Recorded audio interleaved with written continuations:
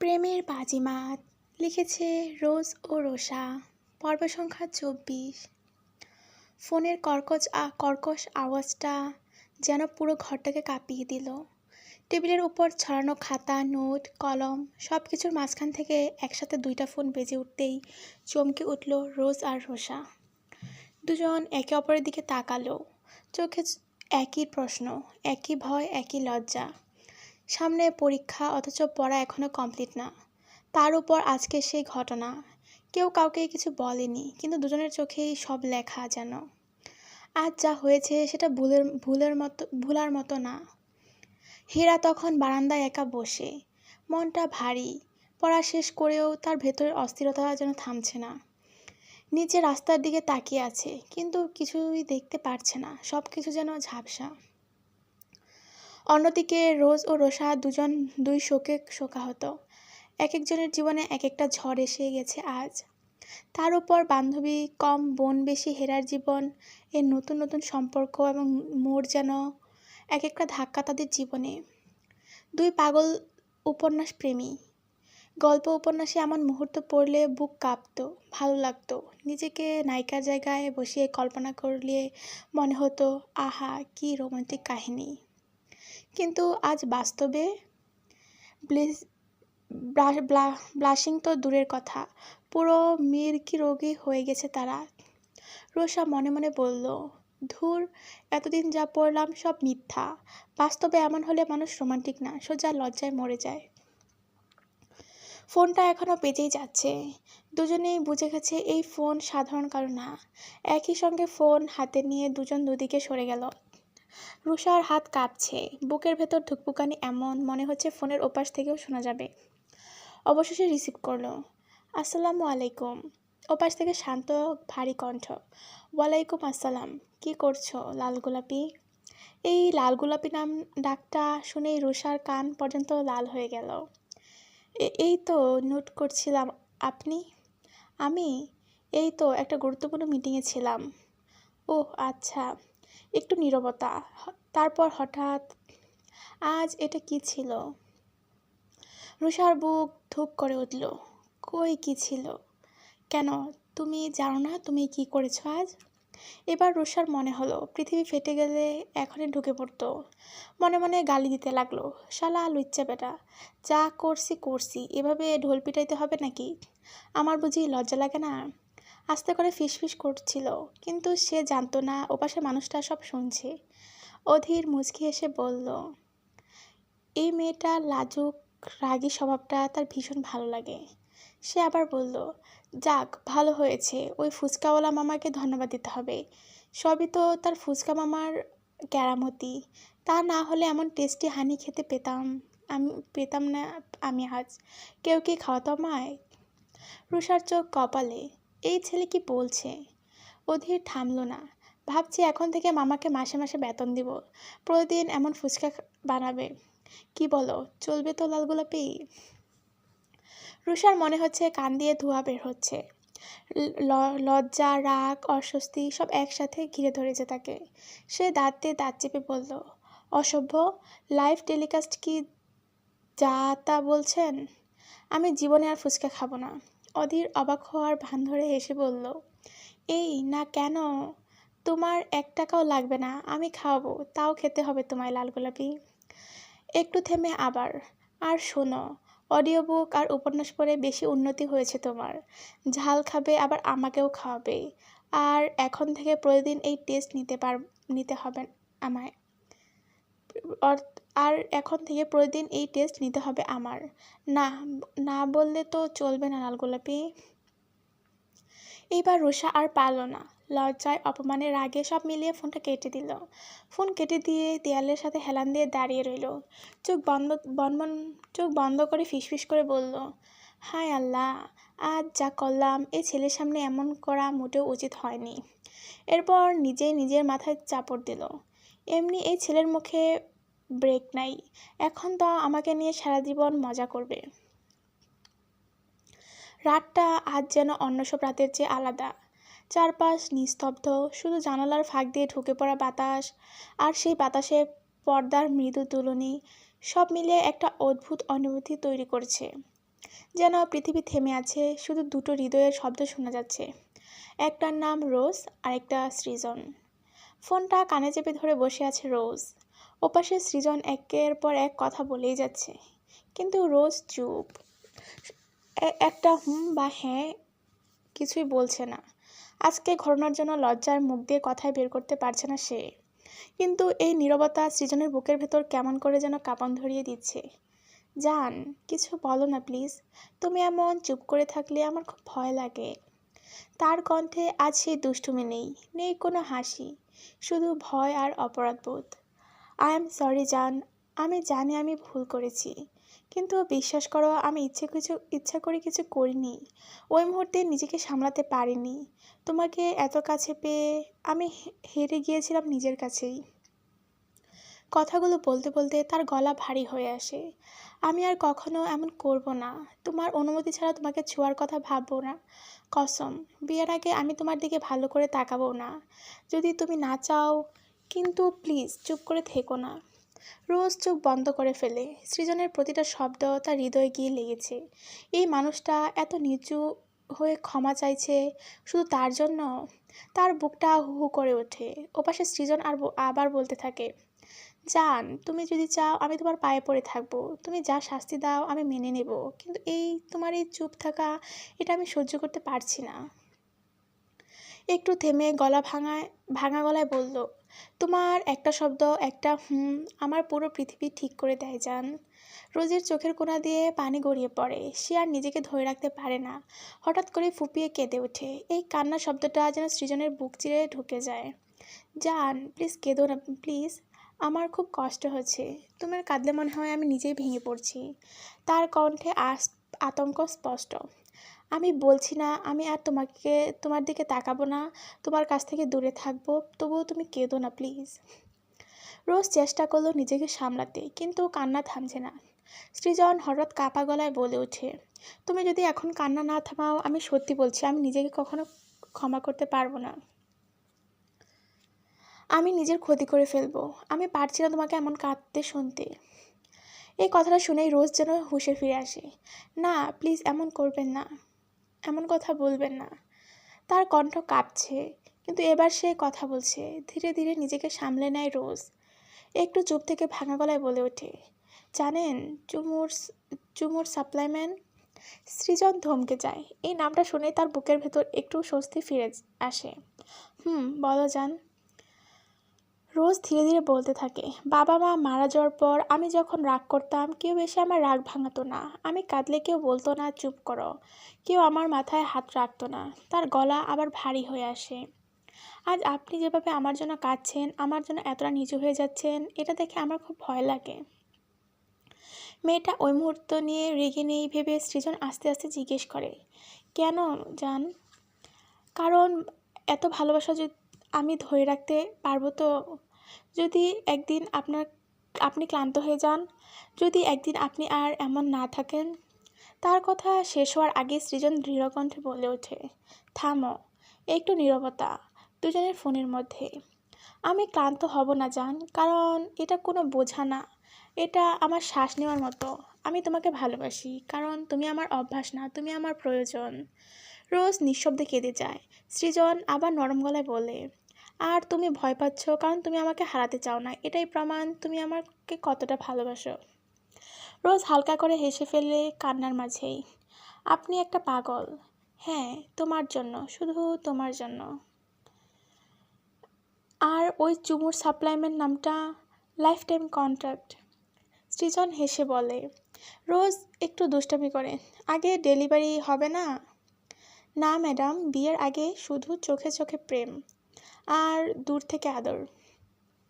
তার কণ্ঠ এমন এক প্রতিশ্রুতি যা শোনা যায় না, অনুভব করা যায়। রোজ ফোনটা বুকের সাথে চেপে ধরে। মনে হচ্ছে সৃজন যেন ঠিক তার পাশেই বসে আছে। সৃজন, জান, আপনি থাকবেন তো? এই প্রশ্নটা ভেতরে লুকিয়ে আছে হাজার ভয়, হাজার আশা। সৃজন একটুও দেরি করে না উত্তর দিতে। সে বলে, তোমার নেশা যতদিন চলবে আমি ততদিন থাকবো, আর যদি তার আগে চলে যাই তাহলে জানবে আমি কোথাও বসে আছি, তোমার জন্য অপেক্ষা করছি।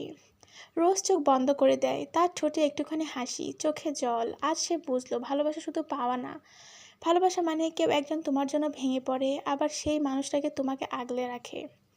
রাতটা আরো গভীর হয়, কিন্তু তাদের দুজনের মন আজ হালকা, কারণ তারা জানে যতই ঝড় আসুক তারা একে অপরের হাত কখনোই ছাড়বে না। মন খারাপ করে বারান্দার এক কোণে বসে আছে হেরা। রাতটা আজ অদ্ভুত নীরব, তবুও সে নীরবতার মাঝে ভেসে আসছে হাসির শব্দ। রোজ রুষা দুজনেই ফোনে ব্যস্ত, নিজ নিজ প্রেমিক পুরুষের সঙ্গে গল্পে মশগুল। তাদের হাসি, খুনসুটি, অভিমান ভরা কথার ফাঁকেও বারবার উঠে আসছে হেরার নাম, যেন আজকে রাতের গল্পের কেন্দ্রবিন্দু সেই। হেরা চুপ করে বসে আছে, যেন এই পৃথিবীর সব শব্দ থেকে সে অনেক দূরে। জাওয়াত খানের দুইটা বাড়ি, একটা ঢাকায় আরেকটা গাজীপুরে, অথচ আজ কোনো বাড়িতেই তার শান্তি নেই।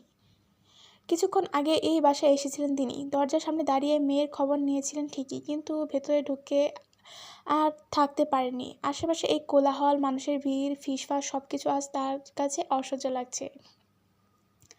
তাই আবার চলে গেলেন। তিনি একা থাকতে চান, খুব একা, এমনকি নিজের মেয়ের থেকেও দূরে, কারণ তিনি জানেন মেয়ের চোখের দিকে তাকানোর সাহস তার নেই। প্রিয়সীর এমন পরিবর্তন যেন বুকের ভেতরটা ছিঁড়ে দেয়।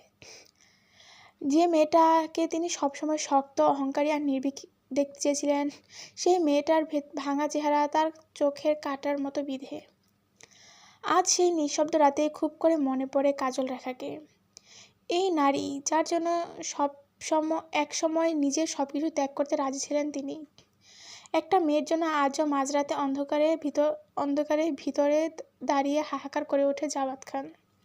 প্রেয়সীর বিয়ের খবর শুনে কত রাত নিজের হাত ক্ষতবিক্ষত করেছে তিনি, তার দাগগুলো এখনো রয়ে গেছে, জ্বলজ্বল করে, যেন প্রতিটি দাগ একটা করে অসমাপ্ত গল্প।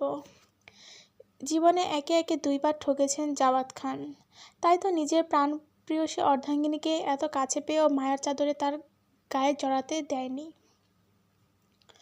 বরং নিজের হৃদয়ের উপর চাপিয়ে দিয়েছে কঠিনতার ভার। যেন ভালোবাসার নামের শব্দটাই তার জীবনে নিষিদ্ধ। এদিকে বারান্দায় বসে আকাশের দিকে তাকিয়ে আছে হেরা।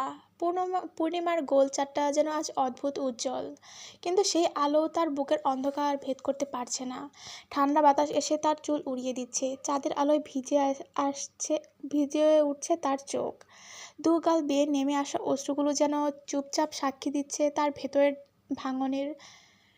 হেরা ধীরে ধীরে আকাশের দিকে তাকিয়ে ফিসফিস করে বলল, হে খোদা, এ কেমন নিয়তি আমার!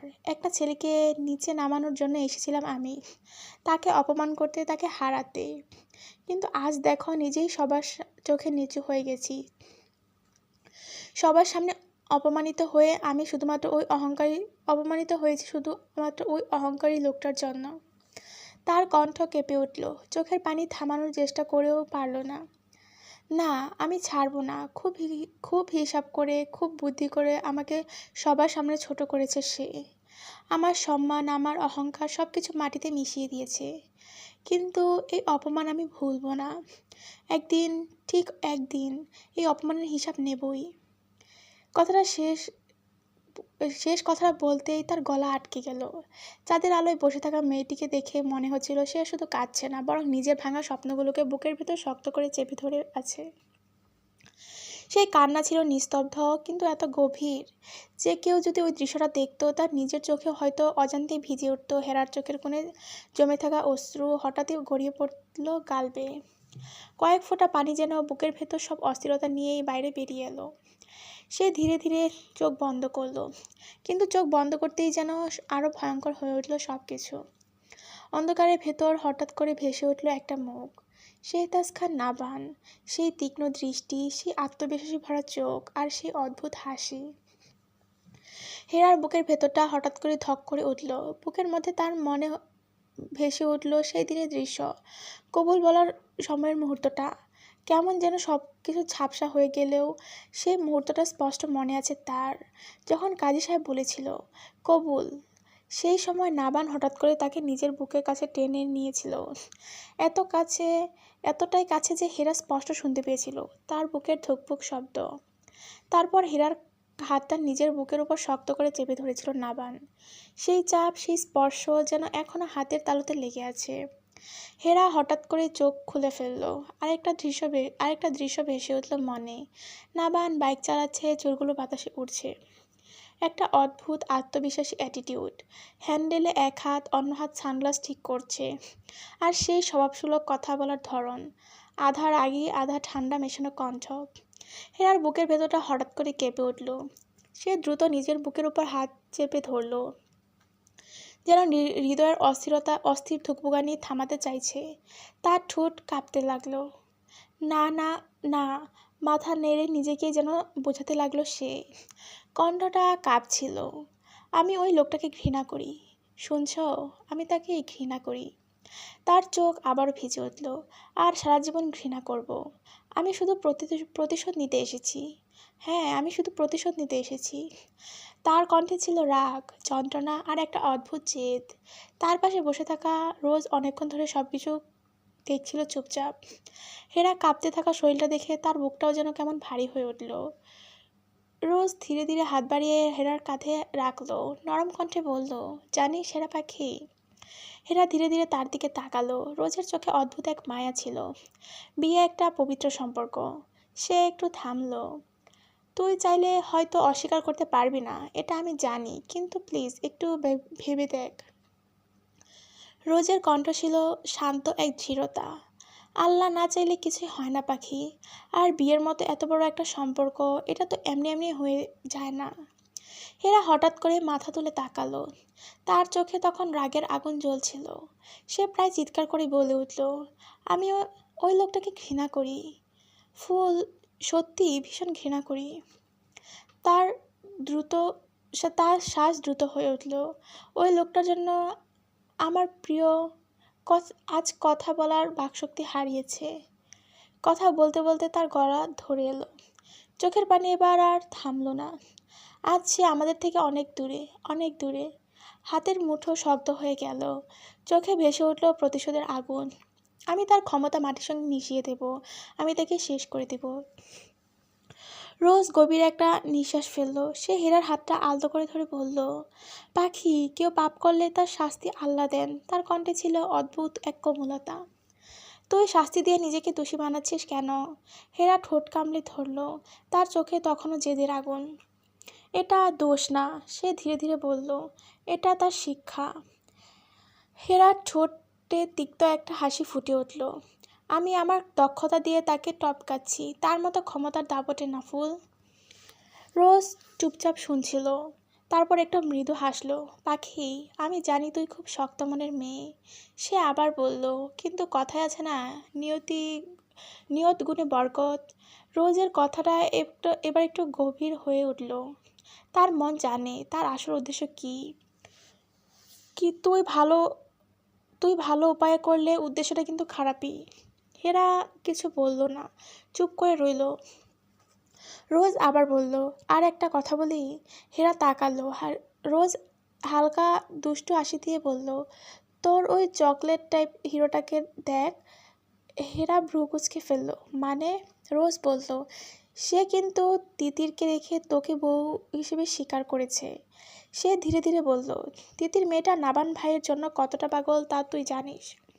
তাও ভাই এই পবিত্র সম্পর্কটা সবার সামনে স্বীকার করেছে। হেরা ঠান্ডা কণ্ঠে বলল, ক্যারেক্টারই এমন। রোজ সাথে সাথে মাথা নাড়ল। না পাখি, আমি কিন্তু নাবার ভাইয়ের চরিত্র খারাপ কখনো দেখিনি। সে একটু ভেবে বলল, তিতিরকে হয়তো বেশি প্রায়োরিটি দেয়, কিন্তু খারাপ কিছু না, পুতু পুতু টাইপও না। রোজ হালকা হেসে বলল, ফ্রেন্ডদের মতোই আচরণ করে। হেরা তীক্ষ্ণ চোখে তাকালো তার দিকে। তুই ওই লোকটাকে চিনিস না ফুল। তার কণ্ঠ ছিল কঠিন একটা বিশ্বাস। তাই এমন কথা বলছিস? রোজ শান্তভাবে হাসলো। হতে পারে। তারপর ধীরে বলল, আমি যা মনে হয়েছে আমি তাই বললাম। রোজ আবার হেরার কাঁধে হাত রাখলো। নরম কণ্ঠে বলল, তুই একটু ভেবে দেখিস। কথাটা বলেই সে চুপ হয়ে গেল। আর হেরা? সে দৃষ্টি স্থির রেখে বসে রইল। তার বুকের ভেতর তখনও কেমন এক অদ্ভুত ঝড় বইছে। ঘৃণা, প্রতিশোধ আর কোথাও যেন খুব গভীরে একটা অজানা অনুভূতি।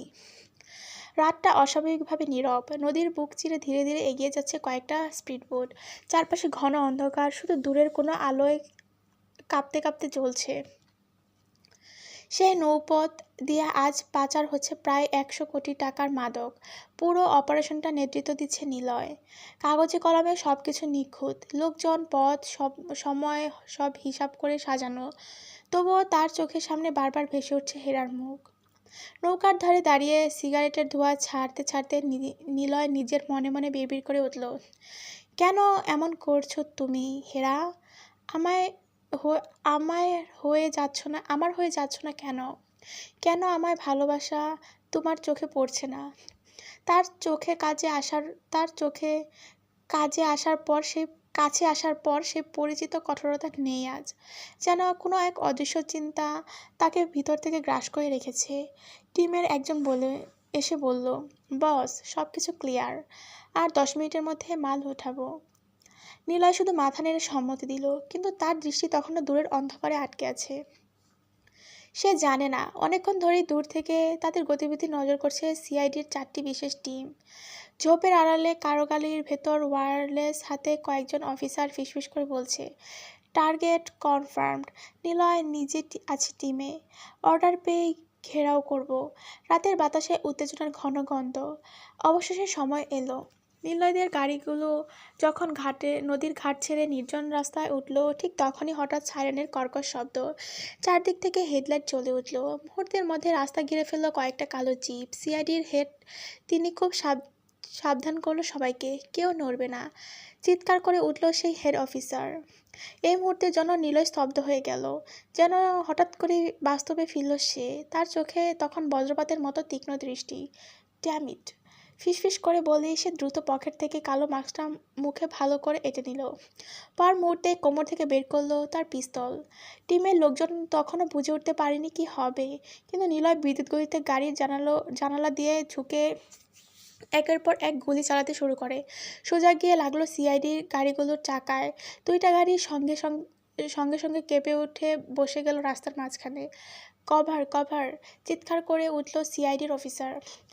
সেই সময় নিলয় পকেট থেকে একটা ছোট স্মোক ক্যানিস্টার বের করে মাটিতে ছুঁড়ে মারল। মুহূর্তের মধ্যে চারপাশে ছড়িয়ে পড়ল ঘন ধোঁয়া। রাস্তা ভরে গেল ধূসর কুয়াশার মতো ধোঁয়ায়। সিআইডির সদস্যরা কাশতে কাশতে প্রায় দমবন্ধ হয়ে মাটিতে ঝুঁকে পড়ল। চোখ জ্বালা করতে লাগলো সবার। এই সুযোগটাই নিল নিলয়।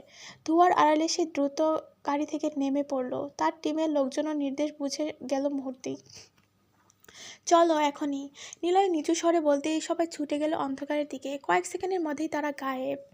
ধোঁয়া ধীরে ধীরে পাতলা হলে দেখা গেল রাস্তার মাঝখানে পড়ে আছে কয়েকটা বিকল গাড়ি, আর হতভম্ব হয়ে দাঁড়িয়ে আছে সিআইডি সদস্যরা। অফিসারটা নিজের মাস্ক খুলে ছুঁড়ে মারে রাস্তায়। রাগে শরীর তার রিরি করছে। এত সাবধানে অপারেশন চালিয়েও ধরা গেল না নিলয়কে। দূরের অন্ধকার তখন শুধু মিলিয়ে যাচ্ছে কয়েকটা ছায়ামূর্তি। নিলয় যেন রাতের অন্ধকারের অংশ, ধরা যায় না, ছোঁয়া যায় না। তার চরিত্র ঠিক সেই রাতের অন্ধকারের মতোই, রহস্যে ঢাকা, অন্ধকারে মোড়া। রাতের আঁধারে নিলয় হেরাকে মনে করতে থাকা আর তার কালো দুনিয়ায় সব সামনে আসা এমন করে উত্থাপন করো। রাতটা ছিল অদ্ভুত নিস্তব্ধ। চারদিকে শুধু অন্ধকার, আর দূরে কোথাও কুকুরের ডাক।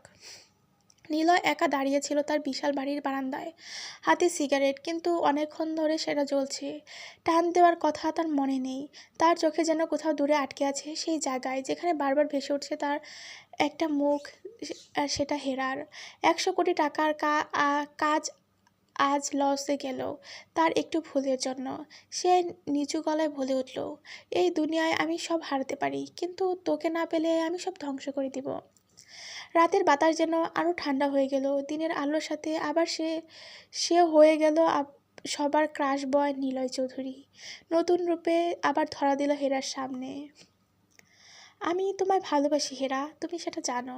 নিলয়ের কণ্ঠে এমন অসহায়তা ছিল, যেন বহুদিন ধরে বুকের ভেতর আটকে থাকা একটা বড় ঝড় পেরিয়ে আসতে চাইছে। তার চোখ লাল, কণ্ঠ কাঁপছে, যেন এই একটাই উত্তর তার পুরো পৃথিবী ঠিক করে দেবে। হীরা গভীর একটা নিঃশ্বাস ফেলল। চোখে কোনো দুর্বলতা নেই, বরং এক ধরনের ক্লান্তি, ধীরতা। দেখুন নিলয়, আমি আপনাকে খুব ভালো বন্ধু মনে করি, আগেও বলেছি, এখনও বলছি। দয়া করে ভালোবাসার দাবি নিয়ে আমার কাছে আর কিছু বলবেন না। কথাগুলো খুব শান্তভাবে বললেও নিলয়ের কাছে সেগুলো ছুরির মতো বিঁধল। নিলয় তিক্ত হাসল। তার মানে এই বিয়েটা তুমি মেনে নিয়েছ? হীরার চোখে হঠাৎ ঘৃণার ঝিলিক দিল। না, কখনো না। আমি আমার জায়গা থেকে এক পাও সরব না। আগে যেমন ঘৃণা করতাম এখনও করি। আর এই বিয়ের কোনো মূল্য নেই আমার কাছে। সে একটু থামলো, তারপর গম্ভীর স্বরে বলল, সেদিন পরিস্থিতি ছিল এমন যে আমি কিছু বলতে পারিনি, তাই বলে যে কখনো বলতে পারবো না এটা কিন্তু নয়। নিলয়ের বুকটা ধক করে উঠল। তাহলে তাকে ডিভোর্স দিয়ে দাও। হেরা মাথা নাড়ল। আমাদের বিয়েটা কোনো আইনিভাবে হয়নি, তাই ডিভোর্স দেওয়ার প্রশ্নই আসে না। আমার কাজ শেষ হলে আমি নিজেই থেকেই চলে যাব। নিলয় যেন শেষ আশাটুকু আঁকড়ে ধরল। তার কণ্ঠ একেবারে ভেঙে গেল। তুমি কি আমায় ভালোবাসো না হেরাফুল? হেরা একটু নরম হলো, কিন্তু তাও সেই নরমতা বন্ধুত্বের। হ্যাঁ, অবশ্যই ভালোবাসি, কিন্তু একজন ভালো বন্ধু হিসেবে। হেরা, নিলয় কিছু বলতে যাচ্ছিল, কিন্তু হেরা আর সুযোগ দিল না। আমি আমার বাবার কথায় বিয়ে করব, নিজের ইচ্ছায় না, আর খুব দ্রুত এই সম্পর্ক থেকে বের হয়ে যাব। এই কথা বলেই হেরা ঘুরে চলে যায়। এদিকে রোজ আর রুষা হেরাকে খুঁজে বেড়াচ্ছে।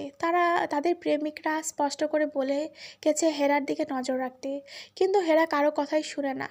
কই যায় কে জানে। নিলয়ের ভেতরের সব রাগ, কষ্ট, অপমান একসাথে বিস্ফোরিত হলো। থপ করে দেয়ালে একের পর এক ঘুষি মারতে লাগলো সে। রক্ত বেরিয়ে আসছে হাত থেকে, কিন্তু যেন সে কিছু অনুভব করতে পারছে না। সিয়াম তাড়াতাড়ি এগিয়ে এসে তার হাত ধরে ফেললো। দোস্ত, কি করছিস তুই? নিলয় দাঁত চেপে বলল, ছাড় আমাকে। সিয়াম শক্ত করে ধরে বলল, এগুলো করে কোনো লাভ নেই। তোকে কতবার বুঝিয়েছি, হেরা তোকে ভালোবাসে না, তুই বুঝতে চাইছিস না। নিলয়ের চোখে পানি চলে এলো। দোস্ত, আমি আমি তো আমার সবটা দিয়ে ভালোবেসেছি হেরাকে। আমি তো তাকে ছাড়া থাকতে পারবো না। সিয়াম দীর্ঘশ্বাস ফেললো। এমন পাগলামি করিস না, একটা উপায় বের করতে হবে। আপাতত শান্ত হ। নেন্সি তিতিরের সাথে আপাতত। সে খুব খুশি হেরাকে নিলয় এর জীবন থেকে সরাতে পেরে, কিন্তু বান্ধবীর জন্য খারাপ লাগছে। মেয়েটা অসুস্থ হয়ে পড়ে আছে হাসপাতালের বেডে। অন্যদিকে নাবান রাগে উত্তেজনায় সে নিজের বাইকে একের পর এক ঘুষি মারছে। টাং টাং লোহার গায়ে ঘুষির শব্দ প্রতিধ্বনিত হচ্ছে। নাবান দাঁতে দাঁত চেপে বলল, এই শামসুল আজমির চৌধুরী, নিলয়ের বাবা। সে নিজের কপালে হাত চাপড়ে বলল, উফ, এটা আমার মাথায় এতদিন কেন আসেনি? কেন আমি আগে খোঁজ করিনি? ঝিনুক তাকে থামানোর চেষ্টা করলো। নাবান, এখন এগুলো বলার সময় না। কিন্তু নাবানের মাথায় এখন ঝড় বইছে। ঝিনুক নাবানকে শান্ত করে বলল, নিলয় কেন তার বাবার পরিচয় লুকিয়ে রেখেছিল? কেন কখনো খোলাসা করে বলেনি? আর আন্টির সাথে এই লোকটার সম্পর্ক কি? ঝিনুক এর এক কথায় নাবানের চোখে হঠাৎ তীক্ষ্ণ হয়ে উঠল। এতদিন ছেলে আমার পিছনে পড়েছে এতদিন ছেলে আমার পিছনে পড়েছিল, এখন দেখি বাপও যোগ দিয়েছে। নাবান হেলমেটটা দুই দাঁত চেপে ধরে বলল হেলমেটটা ধরে দাঁতে দাঁত চেপে বলল, সেদিন যে কিডন্যাপটা হয়েছিল সেটা নিলয়ের বাবাই করিয়েছে। ঝিনুক, অধীর, সৃজন অবাক তিনজনে। কি উচ্চারণ করল সে? ঝিনুক একটু থেমে জিজ্ঞেস করলো, নিলয় কি কোনোভাবে জড়িত? এবার অধীর মুখ খুলে মাথা নাড়ল। না, আমার মনে হয় না। বেটা চোর হলেও ইমানদার আছে। তারপর একটু হেসে বলল, নিজের পরিচয়ে চলতে পছন্দ করে। মাঝে মাঝে ইঙ্গিত দিয়েছে, কিন্তু কোনোদিন পুরোটা বলেনি। ঝিনুক হতাশা গলায় বলতো, ভাই, আমার মনে হচ্ছে সব সম্পর্কই জিলাপি প্যাচের মতো হয়ে গেছে। ঝিনুকের কথায় সায় দেয় সৃজন। ঠিক বলেছিস, তুষারপাতের বউ, যার সত্যিটা কেবল তিনজনই বলতে পারবে। ওই শামসুল, মাদার বাংলাদেশ আর ফাদার বাংলাদেশ। অধীর বলল। নাবানের চোখ তখন দূরে কোথাও স্থির। তার মাথায় একটা ভয়ঙ্কর সন্দেহ ঘুরপাক খাচ্ছে। চল। সে গাড়ি স্টার্ট দিল। ঝিনুকও তার পিছু নিল। তারা এসেছে এক গোপন জায়গায়। সেখানে থেকেই এতগুলো তথ্য জেনেছে তারা। সবচেয়ে অদ্ভুত ব্যাপারটা হলো, নাবানের বাবার বিচ্ছেদের সময় আর নিলয়ের মায়ের মৃত্যুর সময় একই। নাবান গাড়ি চালাতে চালাতে মনে হচ্ছে হাজারটা হিসাব মিলতে লাগলো। কোথাও যেন একটা বড় সত্যি লুকিয়ে আছে, আর সেই সত্যিটা হয়তো তাদের সবার সামনে জীবন উল্টে দিতে পারে। গাড়ি দ্রুতগতিতে ছুটে চলছে। রাস্তার রাতের রাস্তা প্রায় ফাঁকা, শুধু হেডলাইটের আলো সামনে লম্বা ছায়া ফেলছে। স্টিয়ারিং শক্ত করে ধরে আছে নাবাদ, তার চোয়াল শক্ত, চোখে এক অদ্ভুত ঝড়। ঝিনুক কয়েকবার তাকিয়ে দেখলো, কিন্তু কিছু বলল না। সে জানে এই সময় নাবানের মাথায় কিছু চলছে। ঠ্যাং নাবান নিজেই নিজেই বলল তখন নাবান নিজেই বলল, ঝিনুক, একটা কথা বল। কি? যদি ধরে নেই আমার বাবার ডিভোর্সের সময় আর ওই নিলয়ের মায়ের মৃত্যুর সময় এক হয়, তাহলে এর মানে কি দাঁড়ায়? ঝিনুক একটু থেমে বলল, মানে হয়তো কোনো একটা সম্পর্ক ছিল। নাবান ঠান্ডা হেসে বলল, হয়তো না, নিশ্চিত কিছু ছিল। তার চোখে তখন সন্দেহের ছায়া। শামসুল আজমির চৌধুরী এতদিন ছায়ার মতো খেলাটা খেলেছে। ঝিনুক অবাক হয়ে তাকালো। তুই কি বলতে চাস নাবান? নাবান ধীরে ধীরে বলল, আমি বলতে চাই এই গল্পে আমরা যতটা জানি তার চেয়ে অনেক বড় সত্য লুকিয়ে আছে। নাবান আর কিছু বলল না। গাড়ি ইউটার্ন নেয়। ঝিনুককে ইশারা করতে ঝিনুক নাবানের পিছু ছুটে। গাড়িটা এসে থামলো একটা জমকালো নাইট ক্লাবের সামনে। বাইরে নিয়ন আলোয় ঝিকমিক করছে, ভেতর থেকে ভেসে আসছে তীব্র মিউজিক আর মানুষের হাসাহাসি। এখানে নিলয়ের বসবাস বলা চলে। মেয়ে নেশা আগে থাকলেও আপাতত নেই, কিন্তু এখানে বসে সে বড় বড় বায়ারদের সাথে ডিল করে অবৈধ ব্যবসার। নাবান জানে নিলয়কে এখানে পাওয়া যাবে। এদিকে নিলয় যেন নিজের সব কষ্টে গ্লাসের ভিতর ডুবিয়ে ফেলতে বসেছে। টেবিলের ওপর সারি সারি গ্লাস, একটা শেষ না হতে আরেকটা তুলে নিচ্ছে সে। চোখ লাল, চুল এলোমেলো, শার্টের দুটো বোতাম খোলা।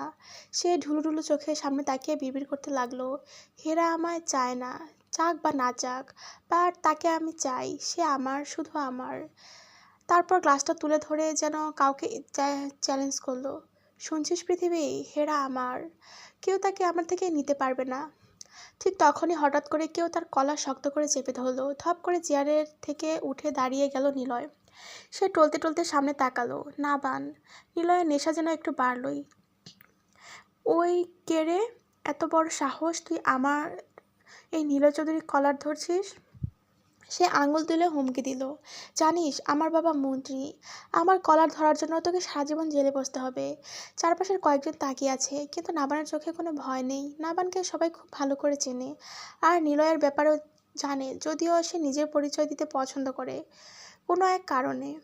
কিন্তু তাই বলে যে বাবাকে ভালোবাসে না এমন না। তার দুনিয়া তার বাবা। নিলয় যা করে তা তার বাবার থেকে শেখা। কিন্তু নিলয় গভীর জলের মাছ, তাকে ধরা কার সাধ্যে আছে? নাবানের চোয়াল শক্ত, তীব্র কণ্ঠে বলে, তুই কেন তোর বাবার পরিচয় সামনে আনিসনি? বাপ ছেলে মিলে কেন আমাদের পিছনে লেগেছিস বল? নিলয় কয়েক সেকেন্ড চোখ কুঁচকে নাবানের দিকে তাকিয়ে রইল, যেন চিনতে চেষ্টা করছে। তারপর হঠাৎ উজ্জ্বল হয়ে উঠল তার মুখ। কে তুই? ও, মনে পড়েছে। সে আঙুল তুলে নাবানের দিকে দেখিয়ে বলল, তুই তুই আমার সতীন। পাশে দাঁড়িয়ে থাকা অধীর কাশতে কাশতে বলল, ভাই, সতীন তো মেয়েদের বেলায় হয়। নিলয় সঙ্গে সঙ্গে মাথা নেড়ে বলল, থুকু, ঠিক বলছিস, সতীন তো মেয়েদের থাকে। তারপর খুব গভীরভাবে চিন্তা করার ভঙ্গি করলো, কপালে ভাঁজ ফেললো, যেন পৃথিবীর সব কঠিন গণিত করছে নিলয় এখন।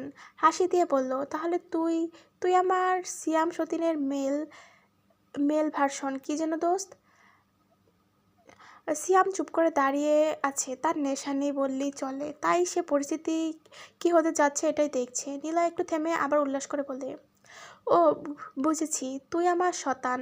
নিলয় বুক চাপড়ে ঘোষণা দিল যেন, হ্যাঁ, তুই আমার শতান, আমার না হওয়া বউয়ের, মানে আমার হেরার না, না আমার শতান। অধীর এবার মাথায় হাত দিয়ে বসে পড়ল। ব্রো, তুই তো বাংলা ভাষাকে আজ নতুন দিক দেখাইলি। নাটকবাজ অধীর নাটকীয়ভাবে বলল কথাটা। ও সতীনের বিপরীত শব্দ শতান। এই আবিষ্কারের জন্য তোকে বাংলা একাডেমি পুরস্কার দেওয়া উচিত। তোর নামে সামনের বছর বই বের হবে দেখিস। সৃজন আর ঝিনুক তখন হাসতে হাসতে প্রায় মাটিতে বসার উপক্রম, কিন্তু নাবানের জন্য আপাতত তারা নিজেকে শক্ত রাখছে। ঝিনুক বলল, আমি শপথ করে বলছি, আজ থেকে বাংলা ডিকশনারিতে নতুন শব্দ ঢুকবে, সেটা হলো শতান। অধীর আবার বলল, সারা জীবন স্কুলে না গেলেও মানুষ এত ভুল করে না, এমনি এমনি তোকে বলে না, তোর মাথায় উলুর মাটি আছে, মগজ নাই। নিলয় রাগ দেখাতে গিয়ে হোঁচট খেল, আমারে অপমান করিস না, আমারে অপমান করিস না, আমি অনেক পড়ালেখা করছি। অধীর ভ্রু কুচকে বলল, কোথায়? নীলয় গর্ব করে বলল, গুগল ইউনিভার্সিটিতে। এবার পুরো ফেটে পড়া হাসি এবার পুরো হলে ফেটে পড়লো হাসিতে, কিন্তু একজন হাসছে না, সে হচ্ছে নাবান। তার চোখ দুটো রাগে লাল হয়ে আছে, কপালে শিরা টান টান। সে টেবিলের উপর রাখা ঠান্ডা পানির জগটা তুলে নিল, কেউ বুঝে ওঠার আগেই ছাপ পুরো পানি সোজা নিলয়ের মুখে ছুঁড়ে মারল। ঠান্ডা পানির ধাক্কায় নিলয় কেঁপে উঠল, চুল থেকে পানি ঝরঝর করে ঝরছে, শার্ট ভিজে গেছে। সে কয়েক সেকেন্ড চোখ বন্ধ করে দাঁড়িয়ে থাকলো, এরপর ধীরে ধীরে চোখ খুলে চারপাশে তাকালো। কি আমারে ওয়াশ করে দিলি রে? নিজের শার্টের দিকে তাকিয়ে বলল কথাটা। আমি কি গাড়ি নাকি যে ওয়াশ চলছে? সৃজন হাসতে হাসতে চেয়ার থেকে পড়ে যাওয়ার উপক্রম এবার। অধীর বলল, না ব্রো, তোর ফ্রি সার্ভিসিং চলছে। নিলয় আবার গম্ভীর হয়ে বলল, ঠিক আছে, কিন্তু সাবান কই? এই কথা শুনে আবার সবাই হো হো করে হাসতে লাগলো। শুধু নাবান দাঁড়িয়ে আছে স্থির হয়ে, তার চোখে এখনো রাগ, আর কোথাও গভীরে একটা তীব্র ঈর্ষা। সে নিচু গলায় বলল, হীরার নাম আর একবার মুখে আনবি, দাঁত গুনে গুনে হাতে ধরিয়ে দেব। নিলয় টলতে টলতে হেসে উঠল, ওই দেখ, শতান আবার রাগ করছে। তারপর গ্লাসে চুমুকে তুলে বলল, চল শতান বস, আমরা দুজন একই দুঃখের মানুষ, একই মেয়ের প্রেমে পড়েছি, জাস্ট 10 মিনিটের মধ্যে ওর হুঁশ ফিরিয়ে আনো। নাবানের ঠান্ডা অথচ কঠোর কণ্ঠে কথাটা ওয়েটারদের অবস্থা নাজেহাল হয়ে গেল। সবাই ছুটোছুটি শুরু করলো, কেউ ঠান্ডা পানি আনছে তো কেউ বরফ, কেউ আবার নিলয়ের মুখে পানি ছেটাচ্ছে। ঠিক 10 মিনিট পর ধীরে ধীরে নিলয়ের চোখ নড়ে উঠল, মাথা ভারী লাগছে, চোখ ঝাপসা। চারপাশটা ঠিক বোঝার আগেই সামনে দাঁড়িয়ে থাকা মানুষটার দিকে তাকাতেই বুকের ভিতর কেমন যেন ধপ করে উঠল নিলয়ের। নাবান পকেটে হাত ঢুকিয়ে দাঁড়িয়ে আছে, তার চোখে অদ্ভুত ঠান্ডা দৃষ্টি, কিন্তু সেই ঠান্ডার ভিতর জমে আছে বহু বছরের আগুন। কয়েক সেকেন্ড নীরব থাকার পর নাবান ধীরে ধীরে বলে উঠল, তোর বাবার সাথে আমার মায়ের কী সম্পর্ক নিলয়? নিলয় ভ্রু কুঁচকে তাকালো। নাবান আবার বলল, তোর বাবা আমাকে কিডন্যাপ করেছিল আর আমার মাকে ব্ল্যাকমেল করার জন্য। এসবের কারণ কি? কথাগুলো যেন বজ্রপাতের মতো পড়ল নিলয়ের মাথায়। সে যেন আকাশ থেকে পড়ল। তার বাবা কিডন্যাপ, ব্ল্যাকমেইল, কিছুই যেন মাথায় ঢুকছে না, কিন্তু পরের মুহূর্তে তার চোখ লাল হয়ে উঠল, রাগে তার চোয়াল শক্ত হয়ে গেল। হঠাৎ সে দাঁড়িয়ে চিৎকার করে বলল, একদম চুপ। চারপাশ নিস্তব্ধ হয়ে গেল। আমার বাবার নামে একটা বাজে কথা বলবি না নাবান। আমার বাবা তার নামে আজে বাজে কথা আমি সহ্য করব না। নাবান ঠোঁটের কোণে তাচ্ছিল্যে হাসি টেনে বলল, নে দেখ। সে পকেট থেকে কয়েকটা ছবি বের করে নিলয়ের দিকে ছুড়ে দিল। নিলয় ছবিগুলো হাতে নিতেই তার বুকের ভেতর কাঁপন শুরু হলো। প্রথম ছবিতে দেখা যাচ্ছে একটা নির্জন জায়গায় শামসুল চৌধুরী কারো হাতে টাকা দিচ্ছেন। দ্বিতীয় ছবিতে কেবিনে তার বাবা একজন মহিলার সঙ্গে কথা বলছেন। তৃতীয় ছবিতে সেই মহিলা স্পষ্ট নাবানের মা। নিলয়ের চোখে বড় বড় হয়ে গেল, তার হাত কাঁপছে, মাথার ভেতর যেন ঝড় উঠছে। নাবান ধীরে ধীরে বলল, এখন বলবি আমি মিথ্যে বলছি? কোনো কথা বলল না নিলয়। সে শুধু ছবিগুলো শক্ত করে মুঠো করে ধরে ঘুরে দাঁড়ালো। এক মুহূর্তেও সে সেখানে দাঁড়ালো না। নাবানও আর কিছু বলল না, সবার দিকে ইশারা করে চলে গেল। বাড়িতে ঢুকে নিলয় ঝড়ের মতো ড্রয়িং রুমে ঢুকে পড়ল। শামসুল চৌধুরী তখন সোফায় বসে ফাইল দেখছিল। হঠাৎ নিলয় সামনে এসে দাঁড়াতেই তিনি অবাক হয়ে তাকালেন। এরপরই ছবিগুলো তার সামনে ছুঁড়ে মারল নিলয়। এগুলো কি বাবা? তার কণ্ঠ কাঁপছে। তুমি কেন নাবানের মায়ের সাথে প্রতিদিন দেখা করতে যাও? কেন নাবানকে কিডন্যাপ করেছিলে? সেদিন তুমি কিডন্যাপ না করলে হয়তো আজ আমার হেরা নাবানের হতো না। শেষ কথাটা বলতে বলতে নিলয়ের গলা ভেঙে গেল।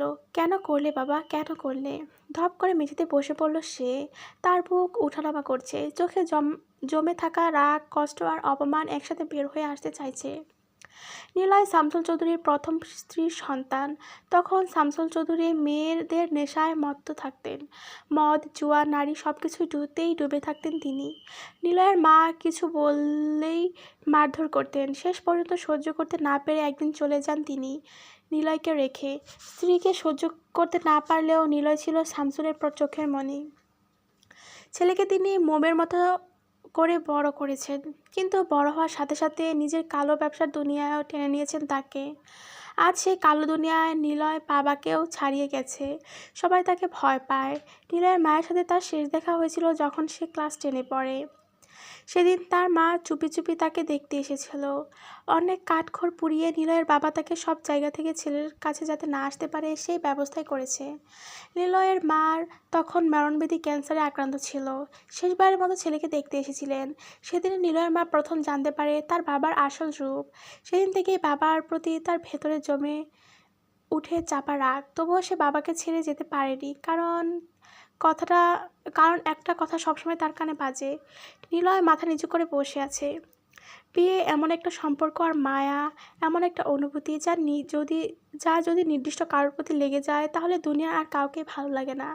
আমার ভালোবাসা একজন নিলয়। আমি তাকে ছাড়া কাউকে দেখতে পারছি না। নিজের হাজারভাবে বদলাতে চেয়েছি, তাও পারিনি। বাবার এই কথার পর নিলয় আর কিছু বলতো না তার বাবাকে, কিন্তু বাবার উপর অভিমান ছিল। সিয়াম আজ সকালে ফোন দিয়ে জানায় শামসুল চৌধুরীকে নিলয় একটা মেয়ের জন্য কি পাগলামি করেছে। আর খোঁজ নিয়ে জানতে পারে নিলয় যাকে পছন্দ করে সে আর কেউ না, জাওয়াদ খানের মেয়ে। শামসুল নিজেও জানে এই মেয়ে তার নিজের না।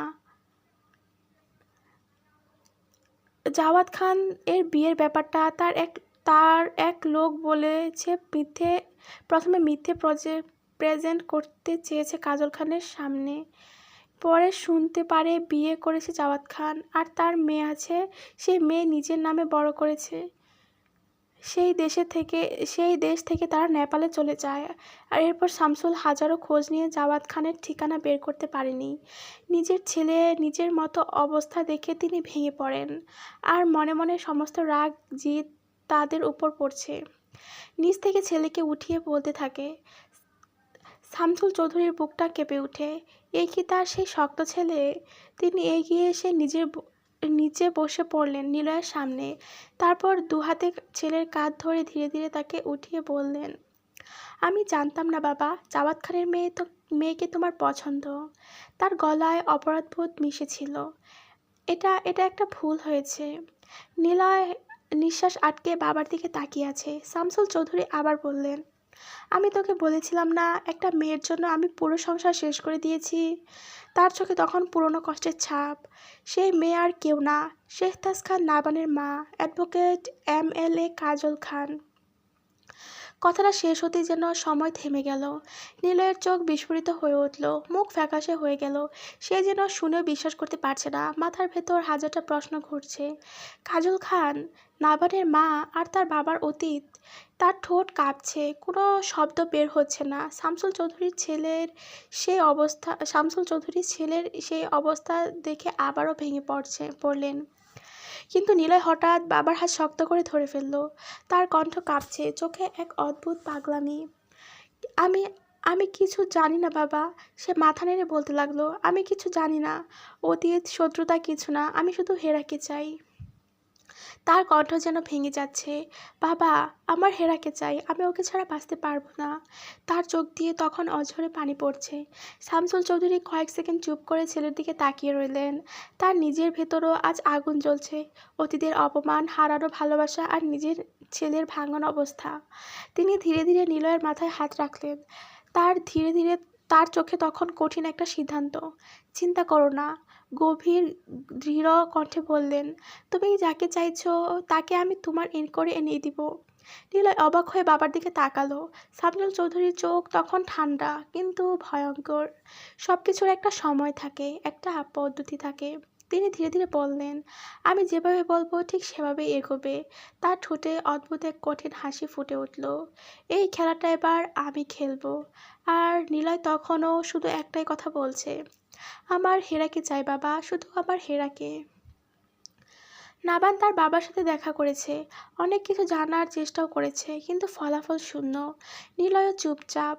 তিতির হাসপাতালে নাবানকে দেখে তিতির হাসপাতালে নাবান তাকে দেখে আসে।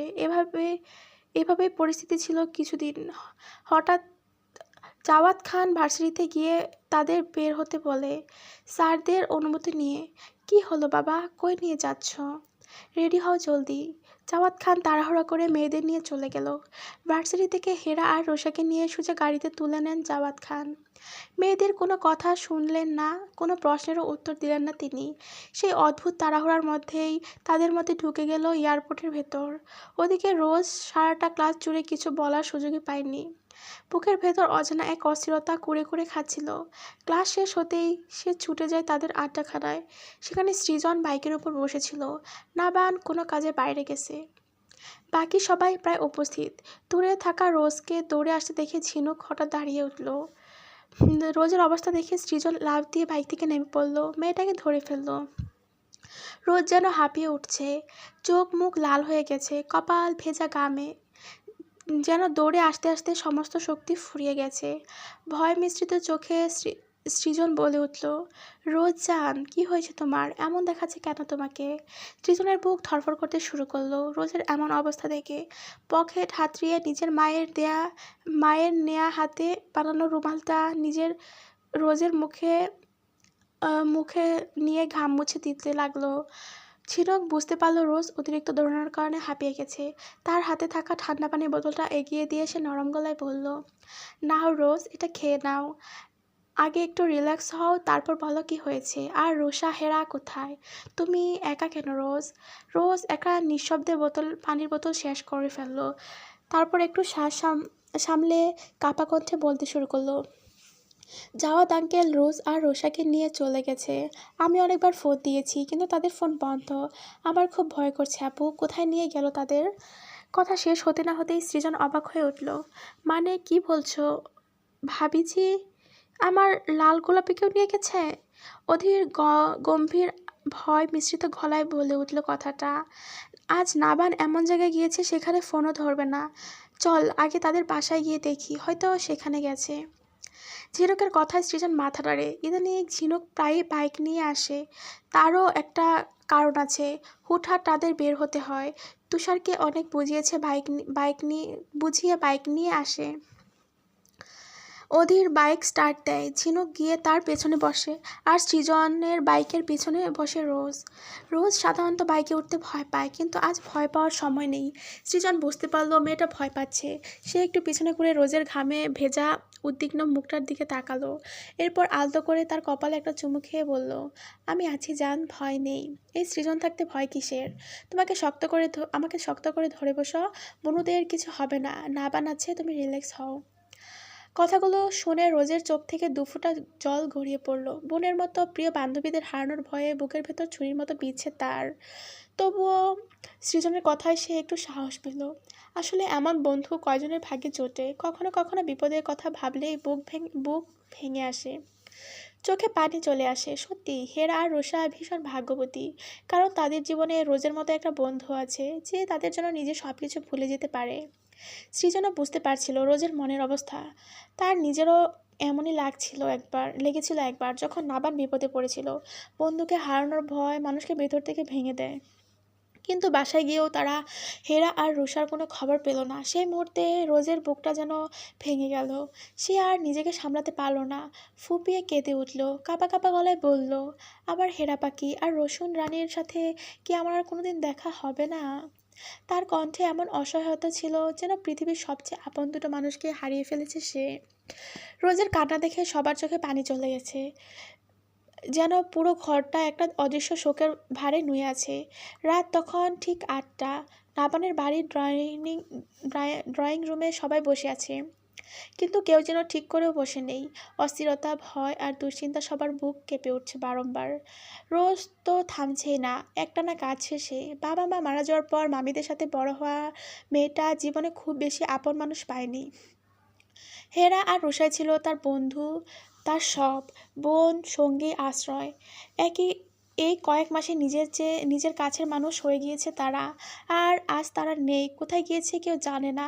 সেই শূন্যতা যেন তাদের ভিতর থেকে ভেঙে ফেলছে। সৃজন এক হাতে রোজকে শক্ত করে ধরে রেখেছে, অন্য হাতে ঝিনুক তার মাথায় হাত বুলিয়ে শান্ত করার চেষ্টা করছে। রোজ প্লিজ একটু শান্ত হও। ছিটক বড় বোনের মতো আগলে নেয় মেয়েটাকে, কিন্তু রোজের কান্না থামে না। এদিকে অধীর মাথা নিচু করে সোফায় বসে আছে, তার চোখ মুখ লাল হয়ে গেছে, মনে হচ্ছে অনেকক্ষণ ধরে কাঁদছে বা কান্না আটকে রেখেছে। তার হাতের ফোনটা যেন আজ তার শত্রু হয়ে গেছে, একটার পর একটা কল দিয়ে যাচ্ছে সে রোশার নাম্বারে। 1000-এরও বেশি কল দিয়ে ফেলেছে, প্রতিবারই একই উত্তর, ফোন ইজ সুইচ অফ। মেয়েটাকে সে কতটা ভালোবেসে ফেলেছে আজ যেন সে নিজেই বুঝতে পারছে। রুষার সেই লাল গোলাপি হাসি ছাড়া তার দম বন্ধ হয়ে যাচ্ছে, তার শ্বাস নিতে কষ্ট হচ্ছে। আচ্ছা, হাসি কি লাল গোলাপি হয়? হয় তো। রুষার হাসলে তো অধীরের কাছে মনে হয় লাল গোলাপির আভা ফুটে উঠেছে রুষার মুখে। অধীর ভাবনার মাঝে বাইকের আওয়াজ কানে আসে। সার্ভেন্ট দরজা খুলে দিতেই নাভান ঢুকে, আর তাকে দেখে অধীর যেন নিজেকে ধরে রাখতে পারে না, প্রায় দৌড়ে গিয়ে হামলে পড়ে নাবানের বুকে। নাবান হতভম্ব হয়ে যায়। অধীর এমন ছেলে না, সে সবসময় হাসি ঠাট্টা করে, ফাজলামি করে, সবাইকে হাসায়, কিন্তু আজ তার বুকের ভেতরটা কাঁপছে, কারণ সে জানে অধীর এমনটা ভেঙে পড়ে না কখনো, যদি না সত্যি বড় কিছু ঘটে। অধীর তাকে জড়িয়ে ধরে কাঁপা কাঁপা গলায় বলে, ভাই। শব্দটা শেষ হওয়ার আগেই তার গলা আটকে যায়। নাবানের বুকের ভেতরটা ধক করে ওঠে। এক পলক তাকায় সে সবার দিকে। সৃজনের মুখ শক্ত, ঝিনুকের মুখ লাল, রোজ কান্নায় ভেঙে পড়া। এই দৃশ্য দেখে নাবানের বুকের ভেতরটা কেন যেন মোচড় দিয়ে ওঠে। রোজ এগিয়ে এসে কাঁদতে কাঁদতে সবটা বলে দেয়। ভাইয়া, তুমি প্লিজ হেরা আর রোষা রানীর খবরটা এনে দাও, প্লিজ ভাইয়া, প্লিজ। তার কণ্ঠটা এমন অসহায় যে শুনলে পাথরও গলে যাবে। একে একে সব বলে, সব কথা শুনে নাবানের চোখের ভেতরটা ধীরে ধীরে অন্ধকার হয়ে আসে। এই সময়টাতে আরেকজন মানুষ নিঃশব্দে সব শুনছিল, কাজল খান। তার বুকের ভেতরটায় ভয় কাজ করছে। নাভান ছেলেটার রাগ সে খুব ভালো করে জানে। হঠাৎ করে নাবান ঝড়ের মতো উঠে দাঁড়ায়। কেউ কিছু বুঝে ওঠার আগেই সে সোজা মায়ের ঘরের দিকে চলে যায়। তার চোখ মুখের অবস্থা দেখে কাজল খান আঁতকে ওঠেন। শেহতাজ। কিন্তু নাবান তখন আর কারো কথা শোনার অবস্থায় নেই। ঘরে ঢুকেই টেবিলের উপর রাখা একটা ফুলদানি তুলে নেয়, মেঝেতে আছাড় মেরে ফেলে। কাঁচ ভেঙে চারদিকে ছড়িয়ে পড়ে, একটা, দুইটা, তিনটা। একটা একটা করে সব ফুলদানি আছাড় মারতে থাকে সে। কাজল খান 2 পা বাড়ায়, কিন্তু ছেলেকে থামান না, কারণ তিনি জানেন এই মুহূর্তে তাকে ছোঁয়ার মানে আগুনে হাত দেওয়া। ঠিক তখনই নাবান টেবিলটা উল্টে দিতে যাবে, কাজল খানের কণ্ঠে ভেসে আসে, এবার বেশি হয়ে যাচ্ছে শেহতাজ। নাবান থেমে যায়, ধীরে ধীরে ঘুরে তাকায়, তার চোখে এক আগুন যেন সব কিছু পুড়িয়ে ফেলবে। বেশি? তুমি এখনো বেশি দেখোনি, আমি সব ধ্বংস করে দেব। তুমি তো এটাই চাও, তোমার মতো আমরা সবাই জ্বলে পুড়ে শেষ হয়ে যাই। কাজল খান স্তব্ধ হয়ে যান। শেহতাজ, কি বলছো তুমি? নাবান তীব্র কণ্ঠে বলে ওঠে, হ্যাঁ ঠিকই বলছি। তুমি না অধীরের কান্না দেখতে পারো না? আজ তোমার সামনে এসে কাঁদছে, তোমার চোখে কিছু পড়ছে না? কাজল খান ক্লান্ত গলায় বলেন, আমি কি করব এখানে? নাবান তিক্ত হাসে, তোমার কিছুই করার নেই, কারণ তোমার জিত। তোমার সেই জিতের জন্য আজ কিছুই পরিষ্কার হচ্ছে না। কাজল খান ভ্রু কুঁচকে তাকান, মানে কই কি বলতে চাচ্ছ শেহতাজ? নাবান গর্জে ওঠে, বাবার সঙ্গে আজ আমার কথা হয়েছে। তোমার সাথে ওই শামসুলের কি সম্পর্ক? কেন জানতে চাইলে তুমি এড়িয়ে যাও? কাজল খান যেন অপমানিত হন। তোমার বাবার মতো ছোট মনের মানুষ এসব কথা বলবে, আর তুমিও তার কাতারে দাঁড়াবে? নাবানের চোখে সন্দেহের ছায়া যেন দেখতে পেল কাজল খান। নাবান সে রাগে কণ্ঠে গর্জে উঠল, না, দাঁড়িয়ে উপায় কি? চোখের দেখা কি মিথ্যে হয়? এখন তো আমারও সন্দেহ হচ্ছে। এই কথা শুনে কাজল খানের কণ্ঠ কেঁপে ওঠে। শেহতাজ, তুমি আমাকে আমার চরিত্র নিয়ে কথা বলছো? নাবান ঠান্ডা গলায় বলে, আমি না সমাজ বলবে। আর আমি বললে দোষ, সমাজ বললে দোষ না। কাজল খান তীব্র গলায় বলে ওঠেন, আমি সমাজেরটা খাইও না পড়িও না। যখন তোমাকে নিয়ে কাজের জন্য এদিক ওদিক ঘুরেছি, 3 বেলার জায়গায় 1 বেলা খেয়েছি, তখন সেই সমাজ আমাকে এক মুঠো খাবারও দেয়নি। আমি সেই সমাজকে ঘৃণা করি, যে সমাজ স্বামী ছাড়া এক মেয়েকে অন্য চোখে দেখে। আমি সেই সমাজকে ঘৃণা করি, যে সমাজে একাকিত্ব থাকার জন্য হাসাহাসি করে। ঘরটা নিস্তব্ধ হয়ে যায়। নাবান কিছুক্ষণ চুপ করে তাকিয়ে থাকে, তারপর ধীরে বলে, তার মানে তুমি কিছু বলবে না? কাজল খান চোখ বন্ধ করেন। চলে যাও, আমাকে একা থাকতে দাও। যদি ভালোবাসো, বউয়ের মর্যাদা দিতে চাও, তাহলে ওই মেয়েদের নিয়ে আসো, আমার মানতে সমস্যা নেই। বাট ওই লোকের মুখোমুখি আমি হব না, এটাই শেষ কথা। এই একটা কথায় যেন নাবান আবার হেরে যায়। তার বুকের ভেতর জমে থাকা রাগ এবার অন্য রূপ নেয়। মেঝে থেকে কাচের 2টো টুকরো তুলে নেয় সে, নিজের হাতে চেপে ধরে, আরেকটা গিয়ে অধীরের হাতে দেয়। নিচে সবাই চমকে ওঠে। নাবান, তুই কি করছিস? সৃজন চিৎকার করে ওঠে, কিন্তু নাবান কারোর কথা শোনে না। ঠান্ডা কণ্ঠে বলে, আজ তুমি সত্যিটা বলবে, নয়তো আমাদের রক্তাক্ত দেহ তোমার সামনে পড়ে থাকবে। সৃজন আর ঝিনুক কাছে আসতেই নাবান নিজের হাতে একটা টান দেয়। মুহূর্তেই ফিটকি দিয়ে রক্ত বের হয়ে আসে। নাবান, নাবান! দুজন চিৎকার করে ওঠে। নাবান গর্জে ওঠে, একদম কাছে আসবি না কেউ। তার চোখে তখন এক ভয়ঙ্কর জেদ। ঝিনুক কাঁদতে কাঁদতে বলে ওঠে, মামনি, বলে দাও, তুমি নাবানের জিদ সম্পর্কে জানো? সৃজন হাঁটু গেড়ে বসে পড়ে। মামনি, প্লিজ বলে দিন। রোজ কাঁদতে কাঁদতে কাজল খানের পায়ে জড়িয়ে ধরে। আন্টি, একটু দয়া করুন, সবটা বলে দিন। কেন আঙ্কেল এমন করছে? কেন আপনাকে দেখতে পারে না? কেনই বা নাবান ভাই সম্পর্কে মেনে নিচ্ছেন না? কেন সম্পর্ক থেকে হেরাকে সরিয়ে ফেলতে চাচ্ছে? এই শক্ত চিরচেতা মহিলা আজ যেন সবার চোখে দোষী হয়ে গেছেন। সবাই হাঁটু গেড়ে বসে সত্যিটা জানতে চাইছে। জাওয়াত খান তো বারবার বলেছিল হেরাকে নাবানের সাথে সম্পর্ক ছিন্ন করে ফেলবে।